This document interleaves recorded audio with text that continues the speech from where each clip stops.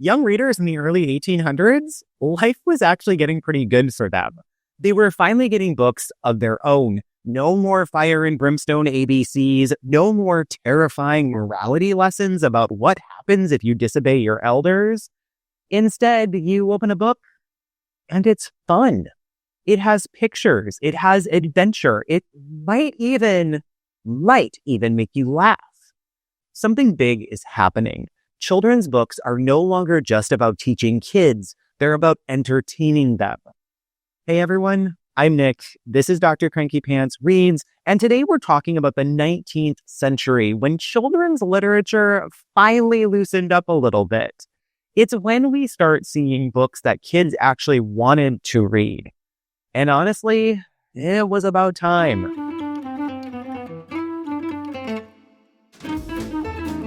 So what changed? Well, three big things happened.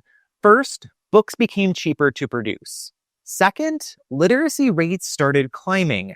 And third, people finally started realizing that maybe, just maybe, kids could learn and have fun at the same time. Wild concept, am I right? Let's start with one of the earliest examples of this shift, John Newbery. If you've ever heard of the Newbery Medal, yeah, that's the guy. Newbery was a British publisher who had a revolutionary idea. What if books for kids weren't just useful, but also delightful? In 1744, he published a little pretty pocketbook, which wasn't just a book. It came with toys. If you were a boy, you got a ball. If you were a girl, you got a pincushion. Because, gender norms. But this was a huge shift. Newbery's books still had morals, sure, but they were engaging, they were playful, and they were actually designed with kids in mind. He basically kicked off the idea that children's books should be a commercial product, and people loved it. Then came the fairy tales. Now, we've talked about how folklore has been around for centuries, but in the 19th century, people actually started writing them down for children. Enter the Brothers Grimm. In 1812, they published Grimm's fairy tales, which took old folk stories and put them in book form. Now, were these stories cute and fluffy? Absolutely not. Cinderella's stepsisters cut off their toes to fit into the glass slipper. And the Little Mermaid dies at the end. Dies. But these books were wildly popular. Kids were eating them up, and over time, the stories got softened and adapted into what we now think of as classic fairy tales.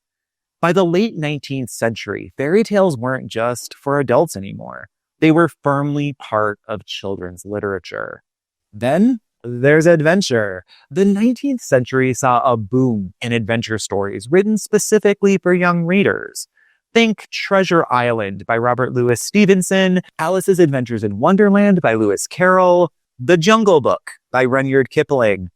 These books weren't just about teaching lessons. They were about sparking the imagination. They took kids on journeys, and in the case of Alice's Adventures in Wonderland, journeys that may or may not have been inspired by recreational substances. Another huge shift in this era, illustrations. Books started having pictures. Before this, books were mostly just text, but by the mid-1800s, illustrations became a big selling point for children's books. Think about John Tenniel's iconic illustrations for Alice's Adventures in Wonderland. They helped define how people imagined the story.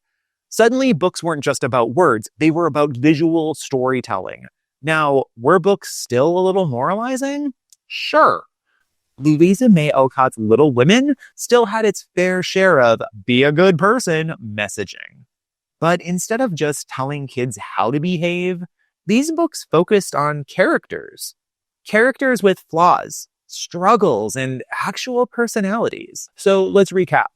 By the 19th century, books became cheaper and more accessible. People finally realized that kids actually like stories. Fairy tales became a thing. Adventure books took kids on actual journeys, and illustrations made books way more engaging. Just like that, children's literature was no longer just about learning. It was about experiencing. But here's where I want to hear from you. If you had been a kid in the 1800s, what kind of book would you have wanted to read? A fairy tale, an adventure novel, something totally different? And what do you think made these stories so lasting? Why are we still reading Alice's Adventures in Wonderland, Treasure Island, and Grimm's fairy tales today? Next time, we're diving to the 1960s and 70s, where children's books got gritty. I'll see you then.